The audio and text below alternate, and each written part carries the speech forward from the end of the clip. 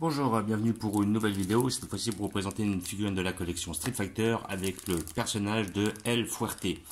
Alors, personnage que je ne connais pas, donc après, vu la dégaine, je pense que nous avons affaire à un catcheur mexicain, car souvent les catcheurs mexicains, justement, ont des masques comme ça. Et là, on a bien le physique du catcheur. Donc, figurine numéro 42 de la collection Altaïa. Figurines qui sortent toutes les 2 semaines chez votre marchand de journaux.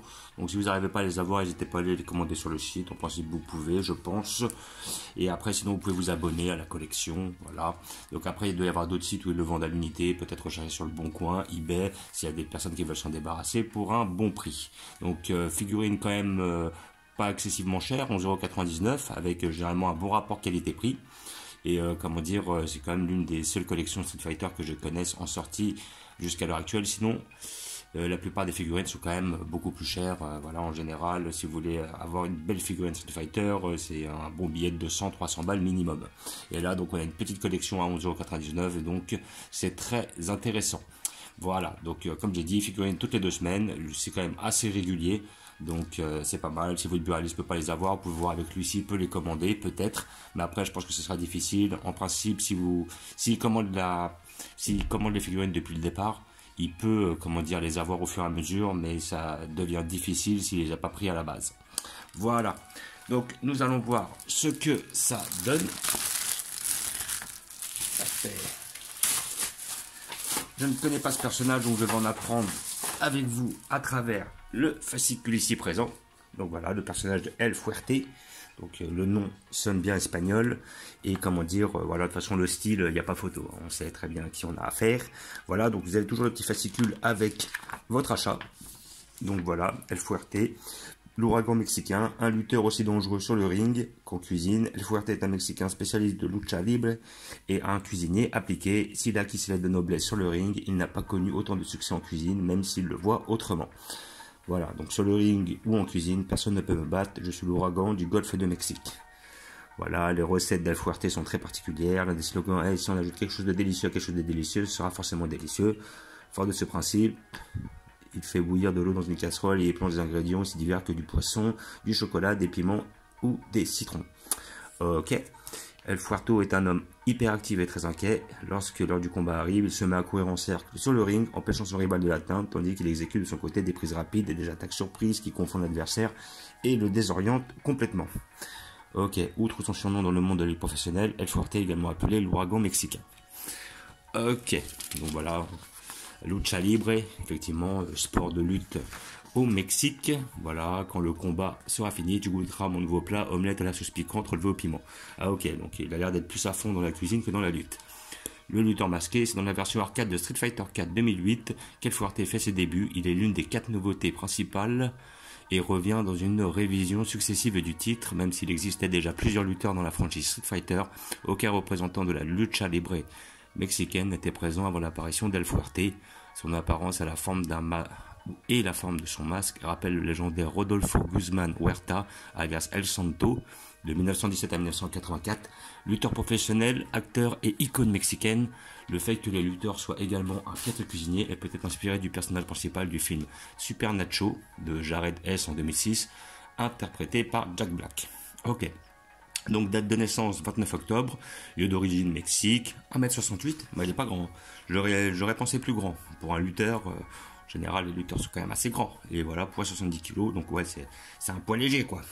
Première apparition dans Street Fighter 4 en 2008.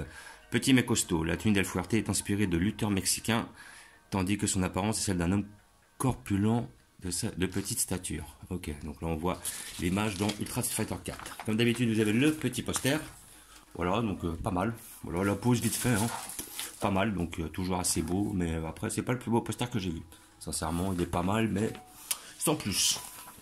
Et là, nous avons ses principales techniques. Donc, évidemment, si c'est un combattant de lucha libre, c'est forcément des techniques au corps à corps. Donc, qui pourrait faire un combattant pour s'opposer grossièrement à des Zangief ou des combattants assez proches. Voilà, donc avec comme technique la course imprévisible, l'ouragan ascendant, la prise aérienne, le salto explosif, voilà, technique typique de catch quoi. catch ou lutte, ça ressemble, moi je trouve que ça ressemble, hein. La lucha libre, le catch, il y a beaucoup de choses en commun. Et là nous avons un petit paragraphe sur Street Fighter Alpha Generation, le film d'animation novateur et impressionnant, mais je le connais pas. Niveau dessin, ça a l'air d'être pas mal, voilà, donc là on peut voir le Ryu, qui a l'air d'être bien fait, là où on a la Sakura, voilà, donc ça, la tragédie d'un homme appelé Gookie, ok, donc il y aura Gookie Akuma justement.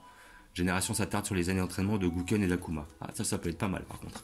Ça m'intéresserait bien parce que c'est deux persos qui me plaisent beaucoup. Surtout le Akuma qui est connu et qui est même référencé dans d'autres jeux vidéo, entre autres le Tekken. Donc nous allons voir ce que ça donne. La figurine a l'air d'être bien faite. Franchement, je vois que le personnage a l'air d'être bien musclé. Il n'a pas l'air d'avoir trop de lignes ou de choses comme ça. Donc ça peut être pas mal. Ils ont l'air d'avoir fait quelque chose d'assez propre. Et voilà le personnage. Hop. Donc, on va le voir d'un peu plus près.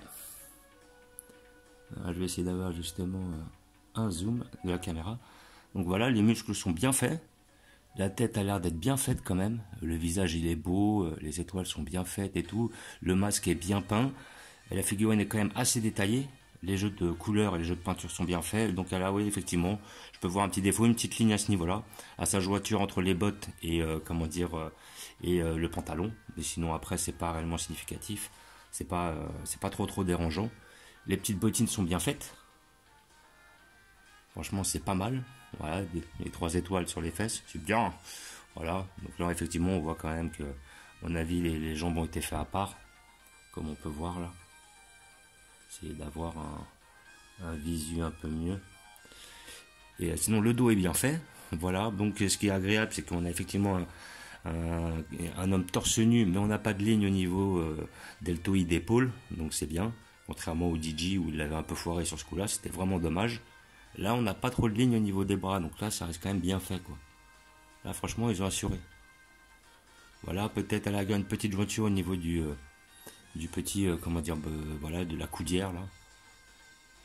Mais sinon, dans l'ensemble, elle est quand même bien réalisée, hein. Le personnage est bien fait, les muscles sont bien faits, il y a du détail, les peintures ne sont pas foirées. Voilà, franchement, un petit personnage très agréable pour 12 €, hein. Franchement, 11,99 €. Ça va, ce qui est agréable, c'est qu'on est déjà quand même au numéro 42 et qu'on n'a pas eu d'augmentation.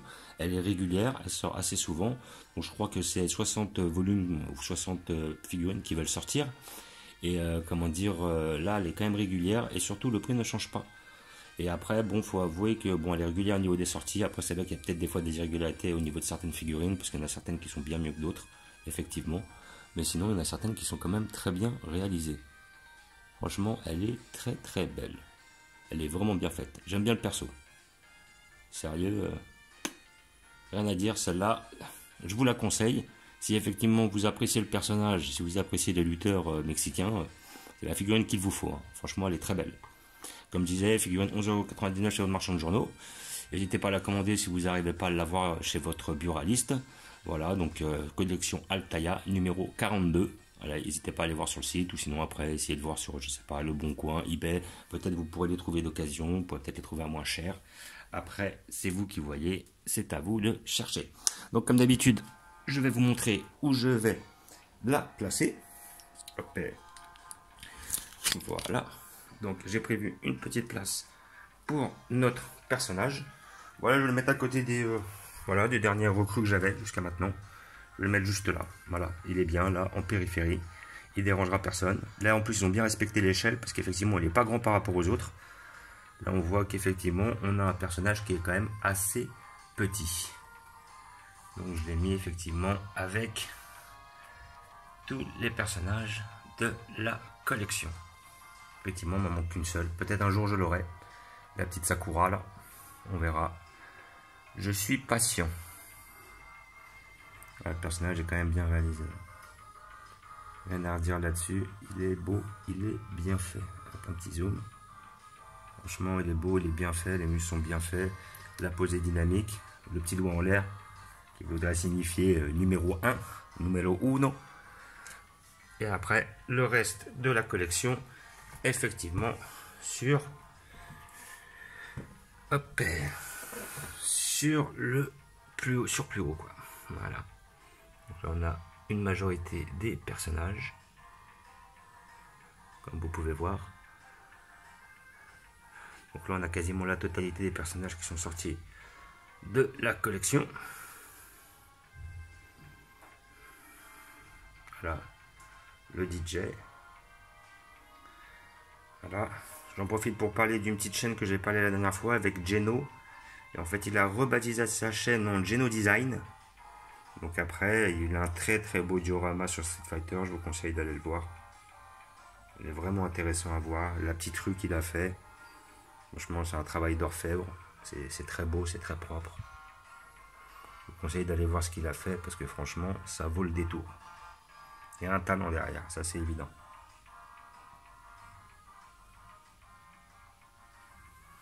Voilà. Donc petit visu sur notre ami Fuerte qui est vraiment bien réalisé.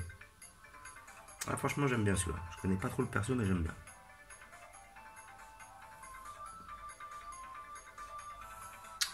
Donc comme d'habitude, je vous remercie d'avoir regardé.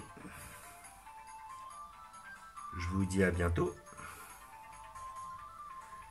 N'hésitez pas à vous abonner et à mettre des pouces. Petite parenthèse, j'ai pu voir en regardant sur ma chaîne YouTube qu'il y avait énormément de gens qui regardaient mes vidéos. Énormément, c'est un grand mot, mais il y avait beaucoup de gens qui regardaient mes vidéos et qui ne sont pas abonnés. À peu près, ils estiment ça à 80%, c'est-à-dire que grossièrement, une personne sur 5 s'abonne à ma chaîne. Donc effectivement, ça ne mange pas de pain, de simplement faire un abonnement, de mettre un like. Moi, ça me permettra d'obtenir un meilleur référencement et par la suite de pouvoir peut-être profiter et aussi me permettre d'investir et de faire des vidéos de meilleure qualité. Voilà, donc n'hésitez pas à vous abonner. Ça nous aide, un bon référencement pour des petites chaînes. Et ça nous permettrait de voir plus loin et de faire progresser tout cela. Voilà, je vous remercie. Et je vous dis à bientôt.